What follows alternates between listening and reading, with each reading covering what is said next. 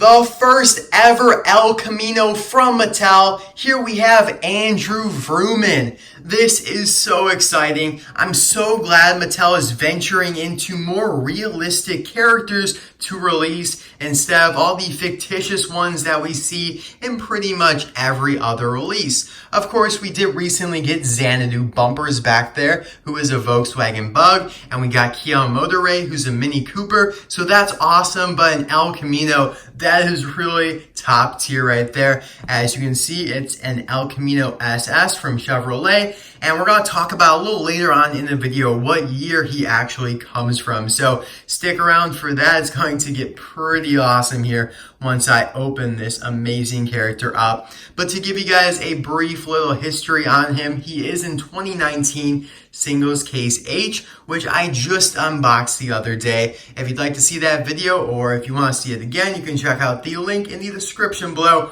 or the card suggestion pop-up in the top right-hand corner. Lots of new cars in that case, and it's actually being found across the United States at Walmart and I think Target stores as well, but you have an awesome chance of finding it if you live on the west coast of the United States, so like California, Oregon, Washington, Nevada, Arizona, and if you go to Walmart. So those two things, if you check those two boxes, you have a pretty good chance of finding this. But if you live in the Midwest like me in Illinois, probably your best shot is either to buy it off eBay or wait like a couple weeks or maybe even a month or two before it hits our stores, sadly, because distribution is a little, I don't want to say terrible right now, but it's just a little inconsistent. But anyway, I'm going to put a poll on this video for what car you want me to review next. So here's option 1 and my personal favorite, Todd Krash. He's from the Thunder Hollow series and he's super unique.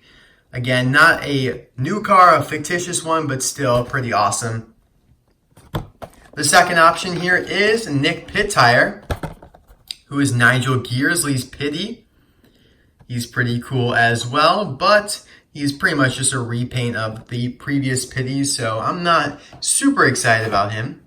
And Mater with 95 hat, which seems to be the fan favorite. On my last video, the unboxing, so many people commented that Mater here was their favorite, and I was shocked because he's literally just a little variation with the hat there, but that's cool with me. You know, I'm happy to review this guy next if he does end up winning the poll, which is probable because so many people were talking about him and no one really was talking about Todd Krash. But anyway, Andrew is my personal favorite from this case just because he's an El Camino. Like, come on, you guys can't go wrong about that.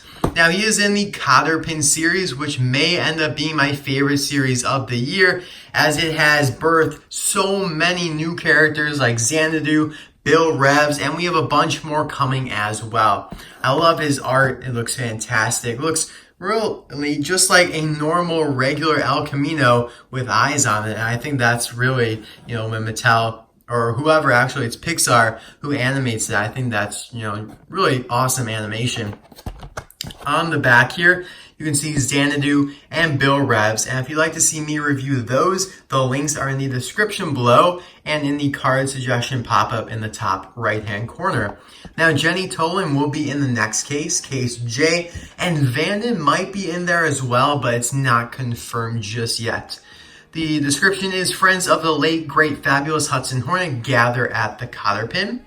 And you can see a nice picture of the neon sign, Cotter Pin Bar and Grill, and then a little bit of some faded text on the wood there.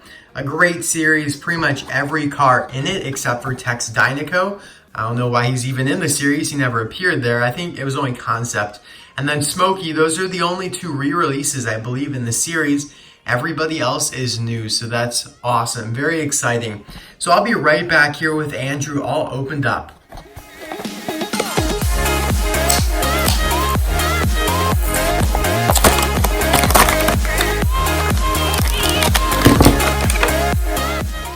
So here is Andrew out of the package, and he's looking absolutely amazing. He is a heavy car too. They made the whole body metal. Usually when they have pickup trucks like this, they'll make the front portion die cast and the back half plastic. And that's, you know, pretty much what they do with every pickup truck Mater included. You can see this one here, metal, plastic. Let's take a look here at Todd the Pizza Planet, metal, plastic. So the fact that Andrew, who's super long as well, is all metal, that's awesome. So I think maybe that might be a Thailand thing now, because this Mater is also all metal. So I think, Thailand might end up being superior to China in that regard. And also, I just want to show him with Steve Herschel here, because they are both super unique cars in the last two cases. I want to applaud Mattel. If only they could just now distribute them to everybody so we all have a chance of getting them. That is when, that's a dream right there, it really is. Now, Andrew appeared, of course, at the Cotter Pin Bar and Grill as soon as Smokey and McQueen and Cruz enter. He kind of pulls back like this from the bar to look at who came in, and it looks like he's at the bar having a drink with Jenny Toland, who, of course, like I said, will be in the next case, Case J. So, yeah, he actually, really appeared, like, very prominently. You got a great shot of him there, so that's cool, and that was his only appearance. Now, I did want to talk about the exact year he comes from. I'm guessing 1969 to 1972, around there. I'm going to put my money, though, on 1970 as the year that Andrew was produced. And I actually found the picture there of an El Camino that looks almost identical to this one. Of course, we have the black stripes and the beigeish gold coloring. So that's awesome that they really just took this from an actual factory color that was available for sale like 50 years ago. That's pretty crazy. So awesome, awesome, awesome. And I also heard a rumor that Chevy actually plans to bring back the El Camino. I'm not sure if it's just like a special edition or they're actually going to like reproduce that model just in a modern way in 2020. So that'll be next year, or actually the end of this year.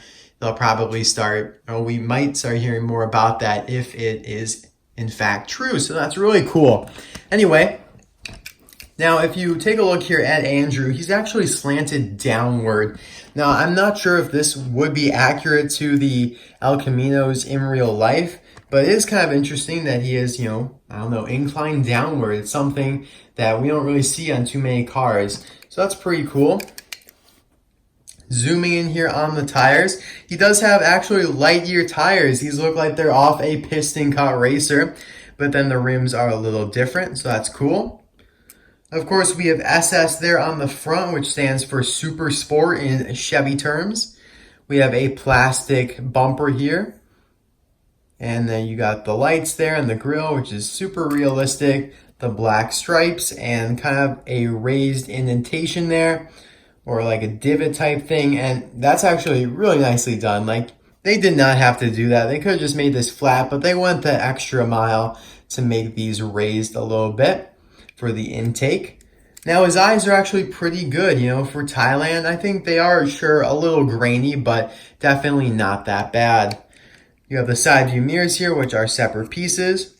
You have a couple little details on the side here, whatever that is. You have the door handle, a little gray stripe here that follows along the sideboard or the runner. Here's the base. So you have MO3A, which M stands for 2019, 03 is the week, and A is the factory. So this was produced at the A factory on the third week of 2019. So really, that wasn't actually too long ago. Looking at here on the back, we have a nice license plate, R08-28E. Now, this is the same license plate as Bob Cutlass, which is a little weird, although I think Bob's is a different color. It is the same number, and it actually refers to Ray Evernham, who is the voice of Ray Everham, I think, who is Jackson Storm's crew chief in Cars 3. He's actually like a prominent figure in racing in real life, and that's why he got to voice a character that almost has his same name in the Cars 3 movie. And his birthday, of course, is August 26th, and then you have RE for the initials. So very, very strange that they are putting Ray Evernham's license plate, initials and birthday on several cars that have nothing to do with him. So maybe this indicates that they're going to produce a Ray diecast soon, but there's been no leaks for that at all. So it's very strange that we're seeing this show up on some of these cars. A little disappointing because that's obviously probably not supposed to be there. But anyway, you can see SS again on the black stripe there with the taillights. And you have this really, really nice bed here with the, of course, wheel wells and then a textured base there and the window. So again, this is metal. This part might be plastic. No, I think that's metal too. But yeah, this is all metal, die-cast metal. I think that's really a great job on Mattel's part there. This is one of my favorite die-casts over the past 2 years, without a doubt. Maybe even more than that. This might actually rank up in my top 30 die-casts of all time. And that's saying something when Mattel has produced thousands of die-casts. Now, I do want to compare him to a couple other pickup trucks here. I do have a variety, even though he is a unique model, since he's the first El Camino. We have Dexter Hoover here, who's the typical pickup truck style. You have, the die-cast front half and then the plastic back half. Now, when I was talking about how I'm so glad Mattel is venturing into more realistic cars nowadays, is that, Pixar and Disney, they get the rights to put so many realistic, real brands in the movies. Like I've seen, you have Mustangs, you have Mercedes, you have BMWs, Volkswagen, of course, El Camino. You have all sorts of realistic models, like pretty much every, normal car that you see, out on the streets, or at least, identifiable, like Mustangs and Volkswagens, BMWs, a little bit more identifiable than just a Toyota, something like that. Even though sure they do have some in there like Honda Civics, but Mattel only makes a very small percentage of those. Whereas, you have Bill Rebs here, for example, and these cars that I'm showing you here, they're fictitious pickup trucks or coupe or whatever. And this is Hank Coulson, by the way. And I don't get it. Maybe it's because Mattel now also has to get the rights to produce it, even though Disney and Pixar already bought the rights to put them in the movies. I don't know how that works exactly, but of course we know Mattel also owns the rights for a lot of these brands because of Hot Wheels. They do all sorts of stuff over there. So I've always been kind of just curious as to why they don't do more realistic cars in the Disney Cars line. Because they have so many to choose from, like the older Mustangs. Brent Mustangburger is the only Mustang Mattel has ever produced, and they are all over the movie, so I don't get that. But hopefully things are changing here with Cars 3, and maybe they'll go back to Cars 2 and release some of those other ones. Now this is Brian Feetclamp, who's a much bigger pickup truck. Speaking of white pickup trucks, here's Duff Rex, who's the same model as Hank and Dexter Hoover. I will be reviewing Duff here soon in an episode of Throwback Thursday.